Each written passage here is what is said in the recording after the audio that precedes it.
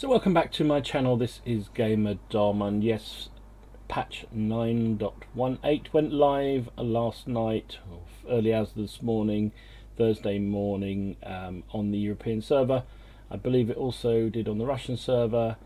Obviously you Americans had it a week or so ago, and already had the joy of it, and I think Southeast Asia may get it in 2020, judging by the way things gets patched there. Poor buggers, we thought we had it bad. Anyway, so this was, you can tell this was a massive update,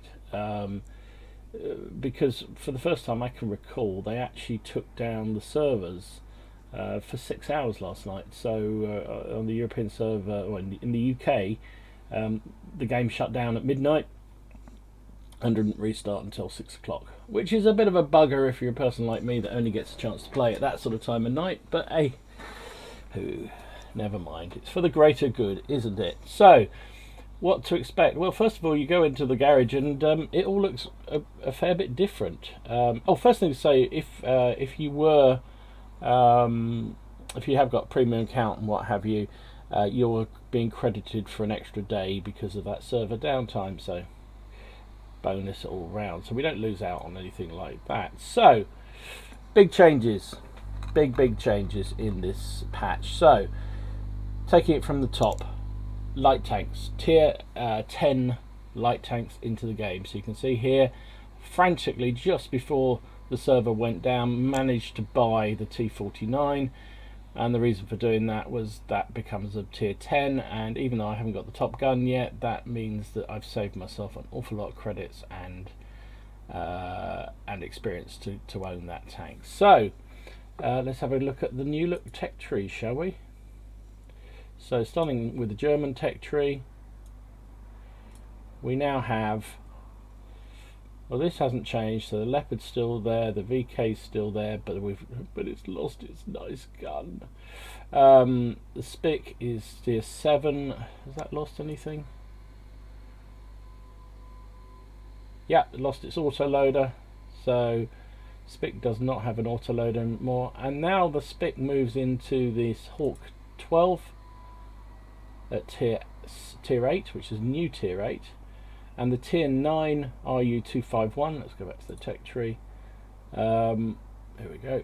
So the RU251, which used to be at tier 8, is now at tier 9, and then there's this new bus at tier 10. So I already had the tier 9. That's weird, I hadn't bought the extra radio. Or maybe they've given a new radio. Huh. Okay, anyway, whatever. I thought I'd fully researched that, but maybe I hadn't. So that's the first one. The Russian tech tree has changed that way. German tech tree has changed that way. Obviously the Spic still goes into the Indian Panzer and onto the Leopard in the same way as it used to. Looking at the Russian tree, where is it? Oh, go away, box. Here we go. So we've got this, so they've put a new tank at tier 7. They've got this LTG tank here, which is like a squashed, look at it, it's a really weird looking tank. Look at that. Looks like, I don't know what it looks like. It looks like that turret is incredibly heavy and it's completely squashed down. Anyway, that's your tier 7. We then move to the LTTB, is now tier 8. The 54 lightweight has now moved up to 9, and that leads into the new. Yeah, there's definitely something. I'm sure I was fully researched on this tank, and I've still, although it's given it to me as a researched, I haven't got it as equipment. So yeah, they've obviously the increased modules. So the modules that you had are all there, but if they've put an extra, they've obviously put an extra engine in. Look, it says it's a tier 9 engine. That means you need to buy that, which is a bit of a bummer. Anyway, and there's the T100, which is this, well, was an absolutely awesome light tank on the test server before it got nerfed twice, I think. Now I don't know whether it's even worth bothering with. I think my view on, well, I've talked about this a lot, I won't go into it. My view on the light tanks generally is I think they're not worth it, but hey. Okay, American line, chassis stays the same. 37, has that's lost its autoloader? Yeah, exactly as expected. Then the T71 still has its autoloader, but yeah, it looks roughly the same. We'll have to play that. Then goes into the Bulldog, which is now tier 8 rather than tier 7. No, it was it? Oh. No, it was already tier. It was already no, it was tier 7, wasn't it? Yeah, it was tier 7. So that's moved up one. What's happened to that? You've lost. So it's gone from a 10 shell magazine to a 6 shell magazine with the top gun, but it still has the autoloader. There's also a new 76mm gun by the look of it there. Then it goes. Then you head into the T49. Now T49. I'm so pleased I bought this at the last minute because it's going to save me a lot of money. And it's still got the 150 derp gun, and then that leads into the infamous Sheridan, which is one that people seem to love. So that's the American light tank. Frenchies have had a new tank inserted at 8, so you go from the 1375 at tier 7 into this BC batch out 12 ton, which is here. So I thought we were going to get this tank in the garage. Oh, we have. Okay. Dom, you're an idiot. Okay, so if you'd research the 8, you get the sorry, if you'd research the 8 that went to 9, so I've got the AMX 1390, it meant you get given the new tier 8. So there we go. So standard gun on this is the auto loading 75mm. It also has another auto loading 75mm as its top gun. Yeah, be interested to see what that's like. Your 1390 goes is pretty much the same as before, and then the top tank now is this AMX 13105. So that is interesting. Now, did the 1390 previously go directly? So now this Batchat 12 ton is a really important tank. It leads. That wasn't how it was before, was it? Did it go into the Batchat? Oh, I forget. My brain's no good. So it appears to go 3 ways now. I'm not sure it did before. So the other change is in the Chinese tech tree. So not quite so well. Actually, much worse in many ways for those of you who love to play this tank. So we've got the WZ131 at tier 7, but you see they've taken away its 100mm gun, so it only has this 85 now, which is really galling. The tier 8 remains the WZ132. Now that does keep its 100mm. I thought that was going as well, so I'm really pleased about that. That's great news. Then you've got a new tier 9, which is the WZ132A, which I liked. But no, I didn't play that one. I played the tier 10, which is the WZ1321, and that was a meaty little tank. I really enjoyed that on the test server, but again, well, we'll see what that's like given the nerfing that's gone on. So there's your tech tree changes. I don't think there's anything else new wise. One thing to say about the premium tanks like the Type 64, the Type 62 on the Chinese line, what else is there, the AMX 1357, blah blah blah, they've remained identical to how they were before. So my guess is these are going to be absolute beasts. I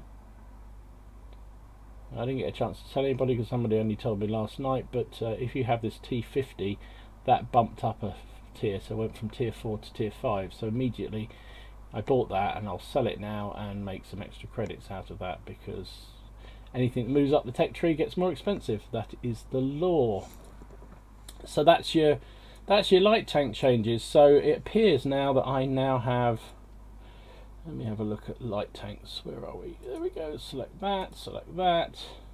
Actually no, we'll do 7, 8, 9. I haven't got any tier 10s yet. So so I have got the Hawk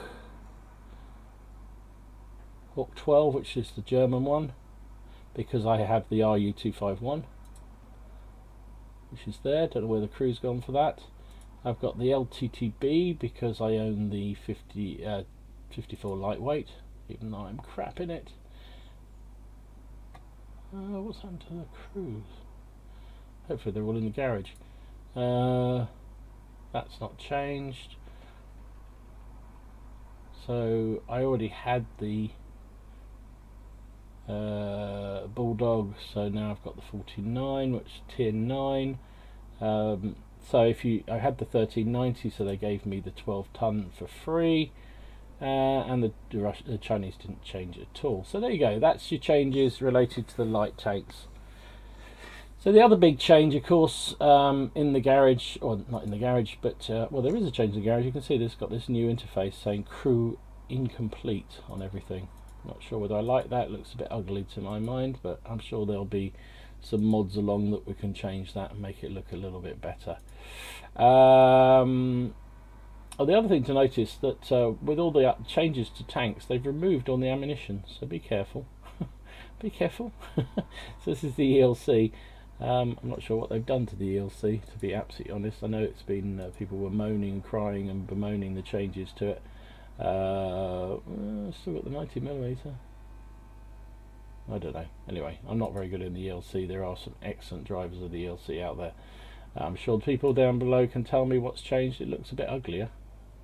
Never was the prettiest tank in the block.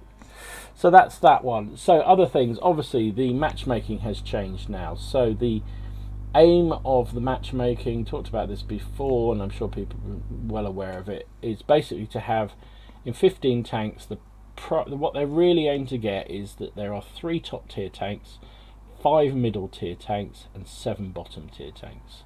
That's the aim they're looking for. There can be no more than 3 self-propelled guns anymore, and at the moment self-propelled guns cannot go into platoons at all. Now they also try and balance up light tanks and tank destroyers and self-propelled guns so that you don't get a disproportionate number of each on each side, but heavies and mediums are interchangeable, which is a pretty stupid thing if you ask me, because that means you get things like battles on Pilsen where the entire team is heavies on one side and the other times, anyway, whatever, I'm not going to go there. So that's that. You've obviously got all the changes to artillery. They've lost their premium shells and they've lost their AP shells if they had any. They now have this stun impact. So the guns are no longer very good at penetrating. You can see this on this M12. The gun, what do we got? Oh, come on, show me. Why is it being a bit slow? Here we go. So aim time is 5.5, which I think is better. Dispersion 0.67, which I don't think was any different. But you've got penetration is down to 39mm now. Average damage of 700 has dropped considerably, but you get this increased stun effect. So the blast circle is bigger, and you stun tanks as well as doing damage to them. So that's obviously in the game now. Most tanks have decreased loading time, increased their blast circle, and now have this stun effect. So also we have reusable consumables. It doesn't show up here, but here we go. Oh, it does actually. There you go. It says 90-second cooldown on a small repair kit. So you can use first aid kits, repair kits, fire extinguishers on multiple occasions in the game. With the small ones, I believe it takes 90 seconds to reload after you've used it. You will only ever be charged for one if you use it once, but you'll be charged for one whether you use it once, twice, 3 times, 4 times, doesn't matter. I think the large ones have a 60-second cooldown. Let me just find one. Which tank have I got that's got large on it? Bear with. I haven't got a large on it. I know the Chinese, some of my Chinese heavy tanks have. There we go. So there's a large repair. Yeah, oh, it's still 90 seconds. Okay.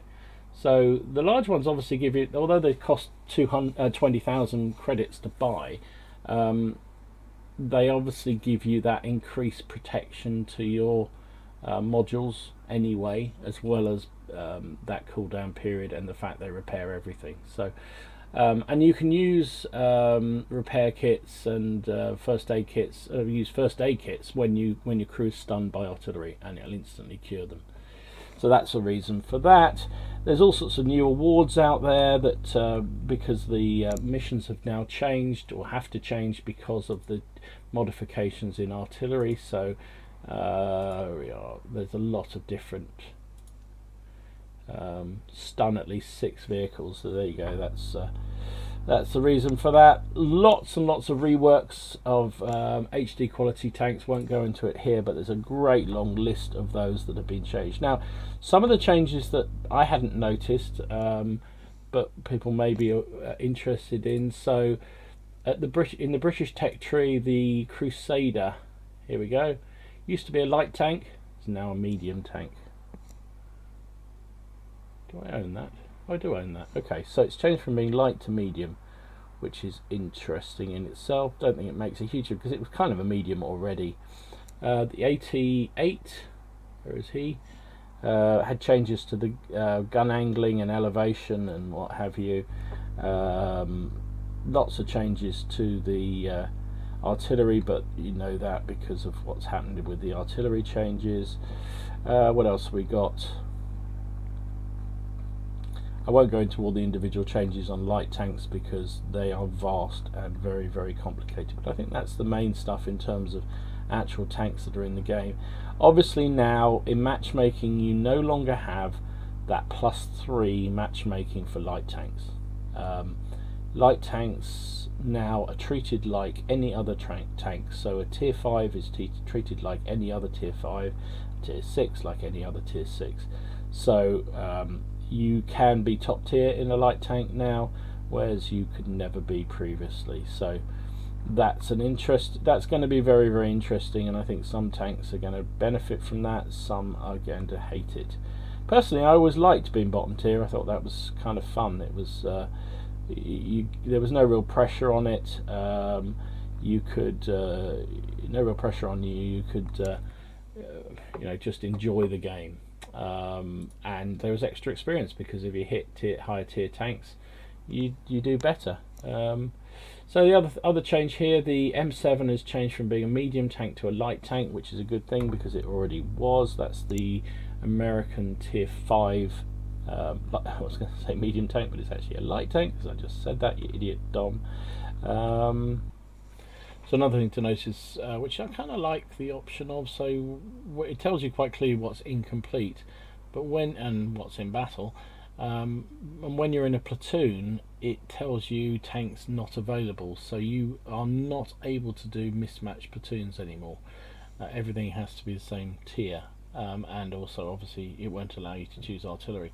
Now the only one complaint I have about that is I can't show you on this because I'm not in a platoon at the moment, but if you select platoon, if you're in a platoon and it comes up and says unable to be picked, or something to that effect, it looks very similar to crew incomplete, so it's actually quite difficult to tell the difference. So that would be my one wish, that they would change this. I don't really know why they have this crew incomplete. It's fairly obvious when you click on it, you'll see that there's no crew selected, so anyway, whatever.